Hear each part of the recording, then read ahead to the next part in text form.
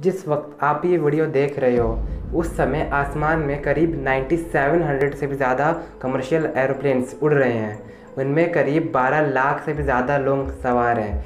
इतने सारे लोगों को एक जगह अगर रख दिया जाए तो दुनिया के एक देश एस्टोनिया के जनसंख्या के बराबर हो जाएंगे।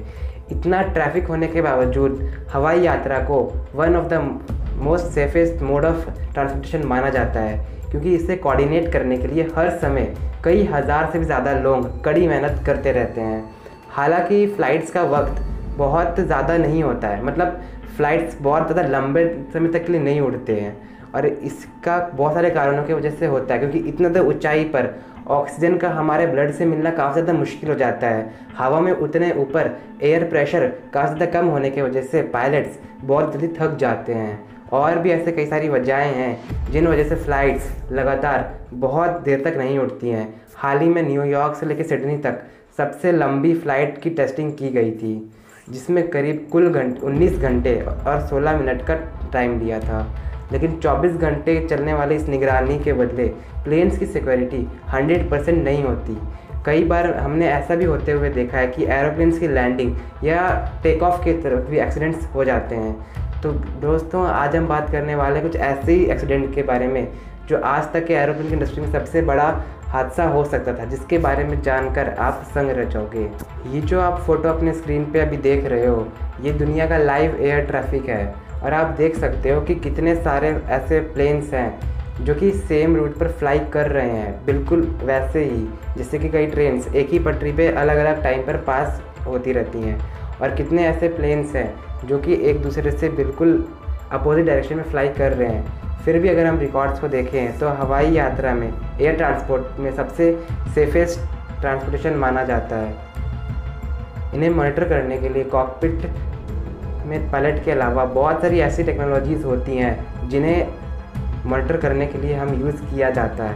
इंसान एयर ट्रैफिक कंट्रोल यानी कि ATC या रडार के थ्रू कंटिन्यूसली प्लेन को मॉनिटर करते रहते हैं, और उसी के अनुसार एरोप्लेन्स को इंस्ट्रक्शन दिए जाते हैं कि उन्हें किस एल्टीट्यूड, स्पीड या किस डायरेक्शन में फ़्लाई करना है।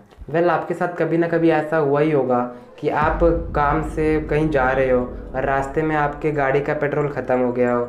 काफ़ी बड़ी प्रॉब्लम है ना। लेकिन अगर सोचो, अगर एक एरोप्लेन आसमान में करीब 41,000 फीट के ऊपर उड़ रहा है और अचानक से उसका फ्यूल ख़त्म हो जाए, तो इसकी प्रॉब्लम, तो आपकी प्रॉब्लम सामने कुछ भी नहीं। बट ऐसा ही कुछ प्रॉब्लम 1983 में एयर कनाडा फ़्लाइट 143 में हुआ था। इसके एक दिन पहले टोरंटो से एडमंटन गई। मॉन्ट्रियल पहुंचकर उनको वहाँ पे फ़्लाइटमैन को अपनी ड्यूटी एक्सचेंज करनी थी।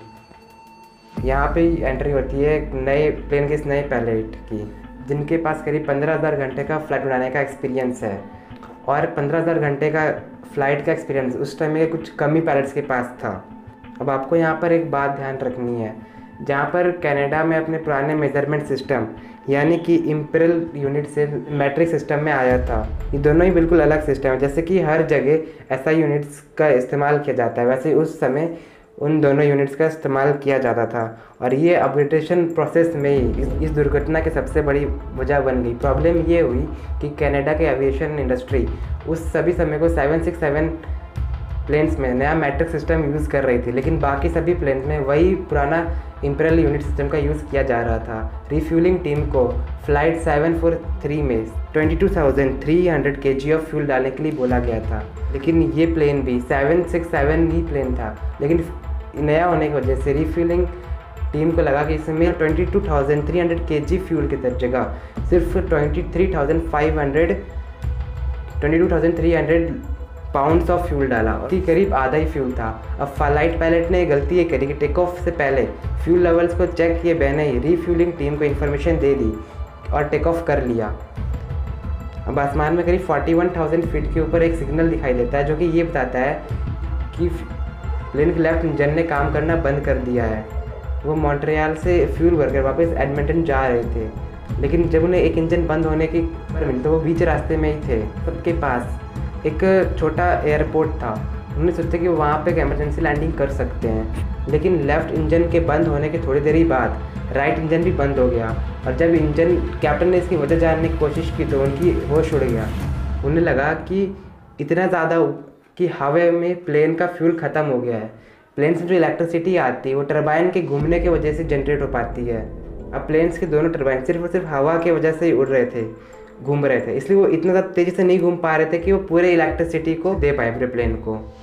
इसलिए कई सारे इंस्ट्रूमेंट्स भी बंद हो गए थे।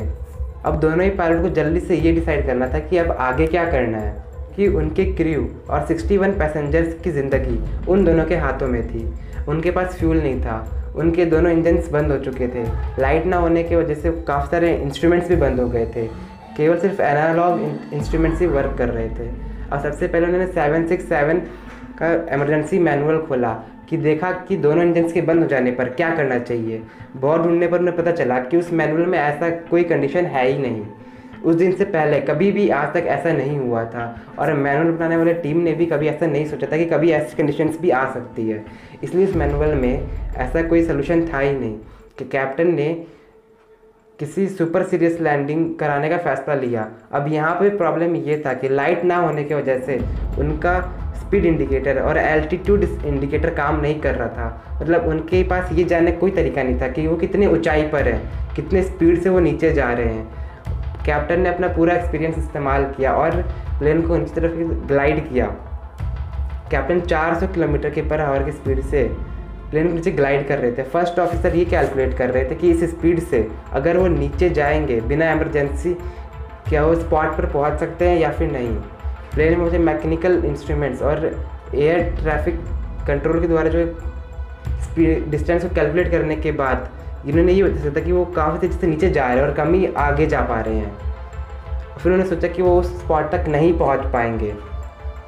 तभी के पुराने एयरफोर्स बेस गिम्बली की याद आई जो वहीं पर पास में मौजूद था। कैप्टन और एयर ट्रैफिक कंट्रोलर ने कैलकुलेट किया कि वो शायद वहाँ तक पहुँच सकते हैं, लेकिन उनमें से किसी को भी ये बात पता नहीं थी कि उस प्लेस को कहीं से हटा कर रेस ट्रैक बना दिया गया। कोई बात नहीं, रेस ट्रैक पर भी तो इमरजेंसी लैंडिंग कराई जा सकती है अगर वो खाली हो तो। लेकिन उस समय वहाँ पर एक रेस चल रही थी और पूरा स्टेडियम लोगों से भरा हुआ था। ड्रैग रेसिंग, जहाँ पर ड्रैग रेस की जाती है, वो खाली थी। कैप्टन ने प्लेन को वहीं लैंड कराने का कोशिश किया और फिर प्लेन की लैंडिंग गियर और ग्रेविटी ड्रॉप की मदद से नीचे निकाला गया। किसी भी तरह के लिए लैंडिंग के लिए उनकी वर्टिकल स्पीड बहुत ही ज़्यादा था, लेकिन उनके पास ये रिस्क लेने के अलावा कोई और ऑप्शन नहीं था। लेकिन अभी भी कुछ ऐसा था जो उनकी लैंडिंग को बहुत ज़्यादा खतरनाक बना सकता था। पहला, क्योंकि प्लेन के इंजन्स काम नहीं कर रहे थे और प्लेन में लाइट भी नहीं थी, तो कोई भी आवाज़ नहीं हो रही थी और बिना लाइट्स के उसे देख पाना बहुत ज़्यादा मुश्किल हो रहा था। इसलिए नीचे मौजूद लोगों को कोई अंदाज़ा नहीं था कि उनकी तरफ क्या आ रहा है। दूसरा, उनके फ्रंट व्हील, जिसे नोज़ व्हील भी कहते हैं, ग्रेविटी ड्रॉप के वक्त वो ठीक से लॉक नहीं हो पाया।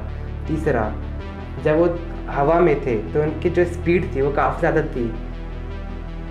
जो टरबाइन ब्लेड्स काफ़ी ज़्यादा हवा पास होने की वजह से काफ़ी तेज़ी से घूम रहे थे और ठीक ठाक हवा इलेक्ट्रिसिटी बना पा रहे थे। जो हाइड्रोलिक सिस्टम था, स्टीयरिंग सिस्टम, वो काम कर पा रहा था। लेकिन नीचे आने के बाद अब हॉरिजॉन्टल स्पीड कम होने की वजह से ब्लेड्स काफ़ी धीरे धीरे घूम रहे थे, जिससे कि हाइड्रोलिक स्टीयरिंग सिस्टम भी ठीक से वर्क नहीं कर पा रहा था, जिसकी वजह से प्लेन को कंट्रोल कर पाना बहुत ही ज़्यादा मुश्किल हो रहा था। अब इसके साथ दो बहुत अच्छी चीज़ हुई जिसकी वजह से शायद बहुत सारे लोगों की जान बच पाई। पहले नोज़ व्हील ठीक से लॉक नहीं हुआ था। अब जैसे ही प्लेन ने ज़मीन पे कांटेक्ट किया, कैप्टन ने पूरे फोर्स के साथ ब्रेक लगाया, जिसके वजह से जो नोज़ व्हील वापस अंदर चला गया और जो प्लेन का आगे का हिस्सा है वो ज़मीन से टकरा गया और जिसकी वजह से वो अच्छा खासा बाउंस लिया, जिसकी वजह से दोबारा ज़मीन पे टकराया। और इसके फ्रिक्शन की वजह से प्लेन की स्पीड काफ़ी ज़्यादा कम हो गई। क्योंकि अच्छी बात ये इसलिए थी क्योंकि अगर फ्रंट व्हील लॉक हो जाता तो पूरी तरीके से ब्रेक लगाने के बाद भी वो इतना जल्दी प्लेन को स्लो नहीं कर पाते और शायद वो प्लेन वहाँ पे मौजूद लोगों के बैठने वाली जगह पे, जहाँ पे काफ़ी सारे लोग बैठ के रेस दिख रहे थे, वहाँ पे जाके टकरा जाता। अब कैप्टन ने सिर्फ पिछले व्हील्स के सिर्फ राइट पे व्हील पे ब्रेक लगाया, जिसके मेन लैंडिंग गियर टूट गया और जो प्लेन का सेंटर वाला पार्ट वो भी ज़मीन से टच हो गया, जिससे और फ्रिक्शन जनरेट हुआ और आखिरकार प्लेन रुक गया। फ्यूल ख़त्म होने और दोनों इंजन बंद होने के 17 मिनट के बाद वो फ्लाइट आखिरकार सक्सेसफुली लैंड हो गया था। हादसे में किसी को भी ज़्यादा चोट नहीं आई। कैप्टन को इसमें 6 महीने के लिए डिमोट कर दिया गया था और फर्स्ट ऑफिसर के लिए 2 हफ्ते के लिए सस्पेंड कर दिया गया था, क्योंकि ऐसा उन दोनों की वजह से ही हुआ था। बिना फ्यूल लेवल चेक किए उन्होंने फ्यूल का क्लियरेंस दे दिया था, लेकिन इसके बाद भी ऐसी कंडीशन में अच्छे से लैंड करवाने की वजह से उन दोनों को आउटस्टैंडिंग एयरप्लेनशिप का FAI ने सम्मानित किया था और उन्होंने अपना पायलट करियर जारी रखा था। उस 767 प्लेन में भी कुछ मेंटेनेंस कराने के बाद उस एयर कनाडा के लिए काफ़ी सारे फ़्लाइट्स भी भरी हैं, उड़ान भी भरी हैं और 2008 में उसे रिटायर कर दिया गया। और वो 17 मिनट उस प्लेन में मौजूद कोई भी इंसान शायद कभी भी नहीं भूल पाएगा। क्या आपने कभी प्लेन में सफ़र किया है? मुझे कमेंट करके ज़रूर बताना। अगर वीडियो पसंद आए तो लाइक कर देना, एक लाइक तो बनता ही है। वीडियो को अपने दोस्तों के साथ ज़रूर शेयर करना। अगर अभी तक सब्सक्राइब नहीं किया तो ज़रूर से सब्सक्राइब कर देना।